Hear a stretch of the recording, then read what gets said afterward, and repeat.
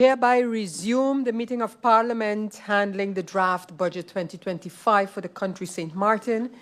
We are in the midst of the presentations by the ministers regarding their ministry's budget. And I am now pleased to invite the Minister of Justice, Ms. Natalie Tacklin, to make her ministry's presentation on the budget 2025. Minister Tacklin, you have the floor. Thank you. I will go right into this. So let me just see how this is. There we go. All right. There we go. All right. Honorable Chair Lady, esteemed members of Parliament, and all of those viewing and watching at home, good day, and thank you for allowing me to present the draft 2025 budget for the Ministry of Justice. A budget is more than numbers on a page. It's a reflection of our priorities, our values, and our aspirations for the future. As Minister of Justice, I'm tasked with ensuring that justice and security, the bedrock of any thriving society, remain robust and responsive to the needs of our people. However, this year's budget does not provide the flexibility or resources to enable the justice sector to grow. It's a conservative budget designed to maintain balance, but offering little room for progress. While I understand the financial constraints we face as a nation, I must also emphasize that justice and security cannot remain stagnant without repercussions. Justice and security must evolve to meet the ever-changing challenges of today's world. The demands on the Ministry of Justice are growing, pressures from local, kingdom, and international obligations are mounting, and these require sustained investment. Without addressing these challenges, we risk stagnation that could undermine the ministry's ability to fulfill its vital role. It is an essential investment in the safety, stability, and prosperity of our nation. Despite these limitations, I remain resolute in my commitment to finding solutions. I plan to engage actively with my colleagues within government, both locally and within the kingdom, to explore agreements and secure additional resources that enable sustainable growth within the justice sector. Discussions with the Netherlands will also be critical in identifying practical ways to bolster the ministry's capacity. We cannot build a stronger St. Maarten without investing in justice, and it's my responsibility as Minister of Justice to advocate for this at every level. I'll now go into the presentation. I'll start first to give an example, because I think that this builds well on discussing the budget for justice. The ministry is not just an organization as outlined in the LEOL. So if you look, we'll send these also in digitally to the members of Parliament after. But if you look here at the blue lines and the blue blocks, that's what you see in the LEOL. But as you see, the Justice Ministry is part of a larger complex network referred to as the Justice Chain. And each link in this chain relies on others to effectively fulfill their roles in achieving our mission of preserving safety and order and safeguarding the rule of law. My political and administrative responsibilities, as well as my financial concerns, do not only regard the police, the national detectives, immigration and border control, and the prison, but my responsibilities also extend to the inter-island institutes like the Public Prosecutor's Office, the Coast Guard, and our Common Court of Justice, which are all established and governed by kingdom laws. Other key organizations within the justice chain are the Probation Service, the Court of Guardianship, Victim Support Services. All of these institutions are structurally financed, subsidized by the ministry. And as we can see, justice is indeed the largest ministry within our government. Then to the budget. The budget allocated to the ministry for 2025 totals to 105 million guilders, with personnel costs accounting for 66% of this expenditure. The remaining 34% is designated for operational or material expenses, which includes a notable portion of 35 million guilders, 35.6, allocated to contributions and subsidies for justice partners. It's important to highlight that this budget reflects only the fixed carrying expenses of the ministry, which is quite extensive and does not fully represent the actual needs of the ministry. Then, A closer examination of the budget breakdown reveals that the executive services within the ministry represent about 68% of the total budget.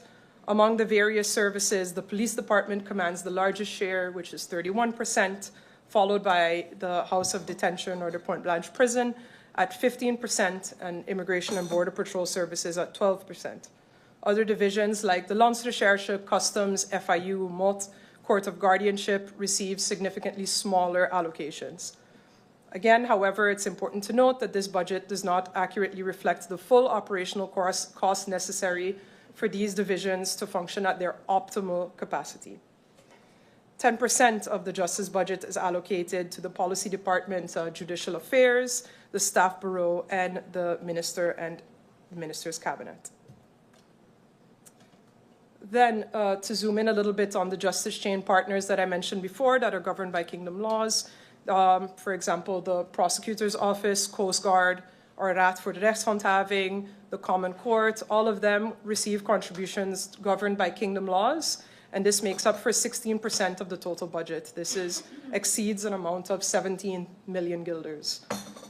Additionally, subsidy support constitutes about 4% of our budgeted expenses, benefiting essential institutions within the justice system, such as the probation office, foster care services, victim support services, Turning Point, which we can see on the following page. This is about 4.5 million. The ministry cannot overstate the significance of these justice partners in maintaining overall safety and security, as well as fulfilling the ministry's mission statement. In 2025, we will continue to support these essential institutions within the justice system. While it's acknowledged that these organizations require additional funding, finding a balance with our limited resources remains essential. Then, a detailed analysis of the budget by economic category shows that the operational expenditures for the ministry constitutes only 4%, which covers SLAs, contracts, and legal expertise. We strongly believe that the necessary expertise required to implement significant and impactful changes to policy and legislation is not adequately represented in this budget. Therefore, additional funding for critical project-based initiatives will be pursued in the future. The ministry is dedicated to achieving its strategic policy objectives, but emphasizes that sufficient resources are essential. The remaining economic categories, as shown in this slide, account for an additional 9% of the operational budget, totaling just over 3.1 million guilders, which supports the operations of the entire ministry. Then, the economic category for projects and activities accounts for 11.8% of the operational budget, translating to an overall allocation of 4.2 million guilders.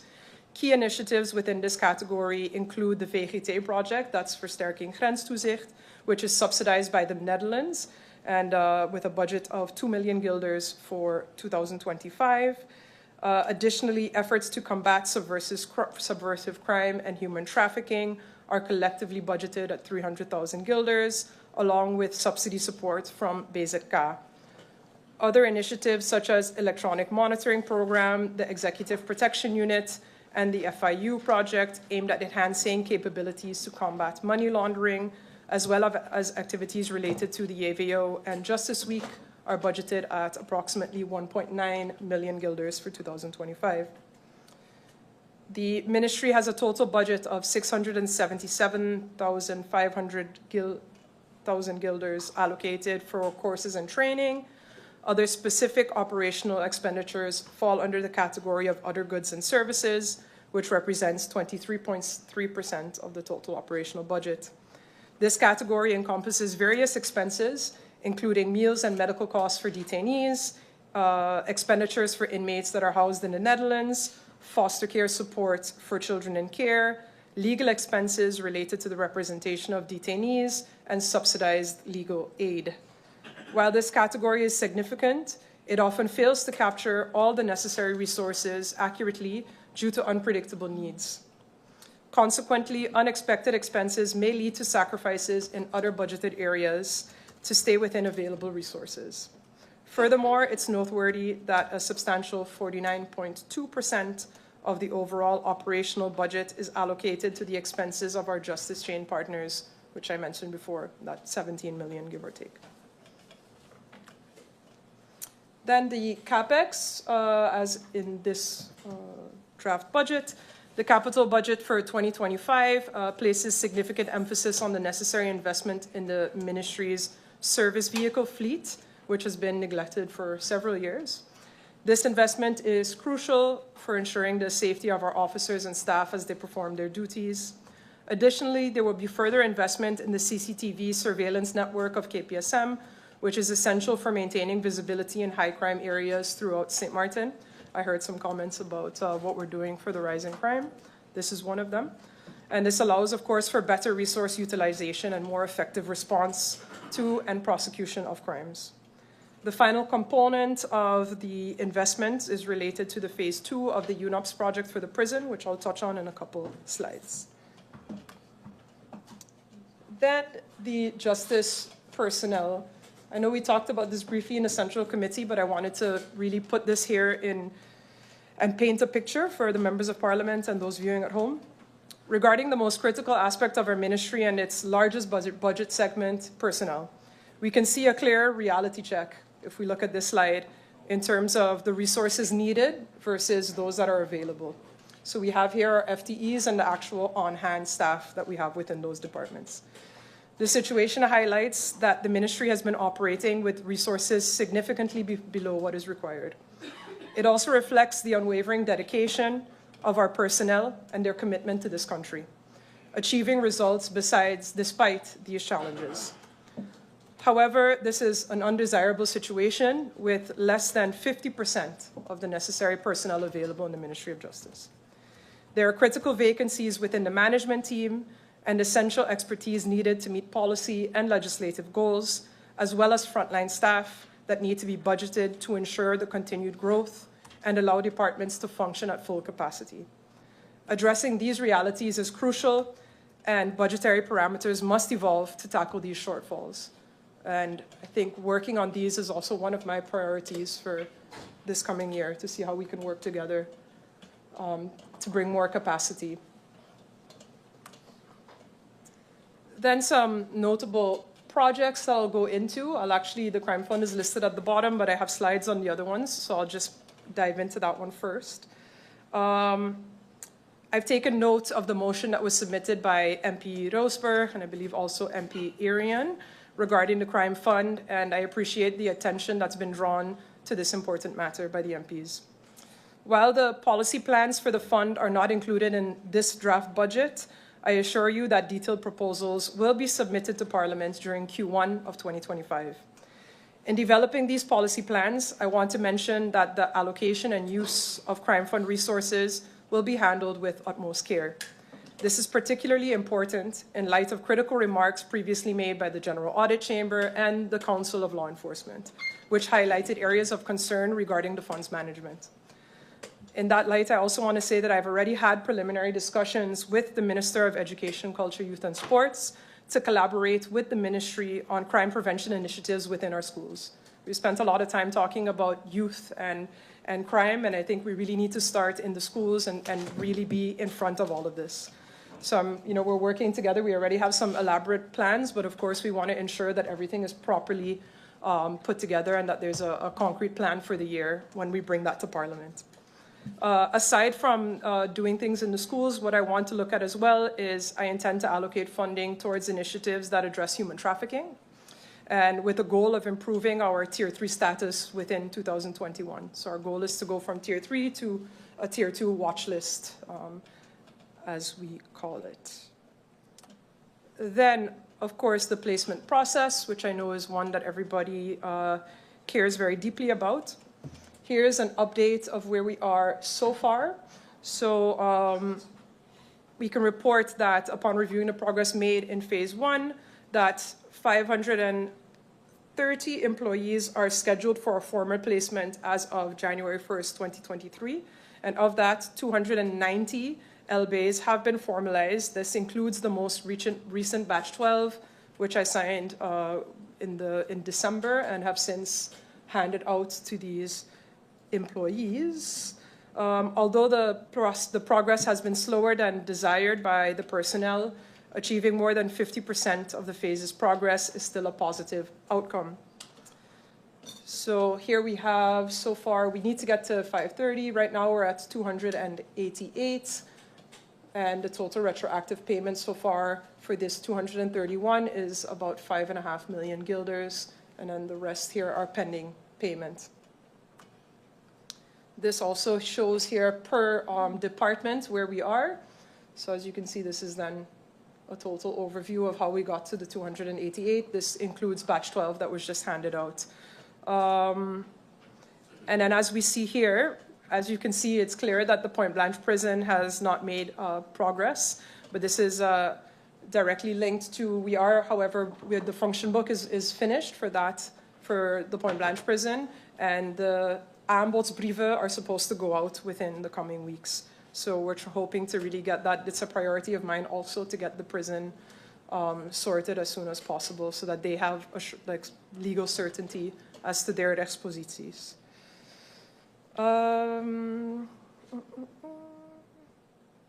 Yep, and then I think specifically regarding batch 12, there were 25 LBAs that were sent up to the governor. However, there were errors and 2 of them were sent back by the governor, so those 2 are being rectified. So there were 23 in batch 12 that are now in this overview.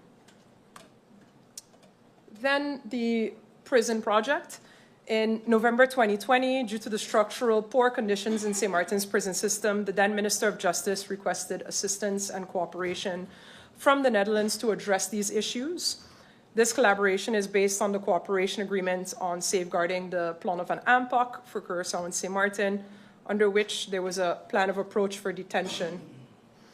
In response, the Netherlands allocated a one-time grant of 30 million euros in 2020, of which 20 million euros is designated for constructing a new prison. The remaining 10 million euros is intended for broader improvements in the detention system. By the end of 2022, the necessary agreements were signed with the Netherlands and UNOPS to design a new prison for St. Maarten that meets all relevant international standards. 4 million euros of the 20 million euros was allocated for this design phase. Last year, UNOPS delivered the design as planned and initiated the tender process for construction. The next phase is to proceed with building the prison. On November 14, 2024, my predecessor, along with the regional UNOPS director and the Dutch state secretary for Kingdom Relations, signed an addendum to the original agreement appointing UNOPS as the project manager for phase 2. The Netherlands will co-finance the construction with around 16 million euros, the remaining of the 20 million minus the 4 million used for the design. This phase 2 marks a significant step in addressing the structural issues in St. Maarten's prison system and fostering a safer society. The new prison will gradually increase capacity and is expected to be completed by October 2028. I have here around 75 million guilders has been allocated for capital expenditures in the approved amended budget for 2024 for phase 2 of this project. Of this amount, 43.2 million guilders will be a loan requested by St. Maarten, while the rest, as mentioned before, is financed by the Netherlands. As I close, I must reiterate that this draft budget for 2025 for the Ministry of Justice presents stark challenges. It does not even allow us to fully maintain current operations, let alone expand or innovate. The limitations of this budget are felt across every sector and every department within this ministry. Justice and security are not luxuries. They are the backbone of any functioning society. When systems are underfunded, the risks extend beyond inefficiency. They threaten the safety and the stability of this country. This is a reality that we cannot afford to ignore.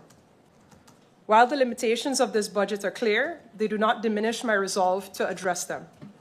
I'll prioritize collaboration at every level, working alongside both local and Kingdom partners to identify opportunities for growth and secure the support needed to strengthen the justice sector. At the same time, I'm committed to optimizing our existing resources through targeted reforms, ensuring that every effort contributes to delivering justice and security for the people of St. Maarten. However, this cannot be the ministry's fight alone. I call upon this Parliament to prioritize justice and security as essential investments in this country and in St. Maarten's future. Let us work together to address these challenges head-on and to ensure that the Justice Ministry has the means to meet its obligations and to adapt to the ever-evolving needs of our country. Thank you for your attention, and I look forward to receiving your questions. Thank you very much, Minister Natalie Taklin, for your presentation on the budget for the Ministry of Justice. Members of Parliament, Ministers of the COM, ladies and gentlemen, we will now adjourn until 6:45, 6:45 p.m., at which time we will continue with the ministers who are yet to present their budget for the year 2025. So at this time, we adjourn until 6:45 p.m. Meeting adjourned.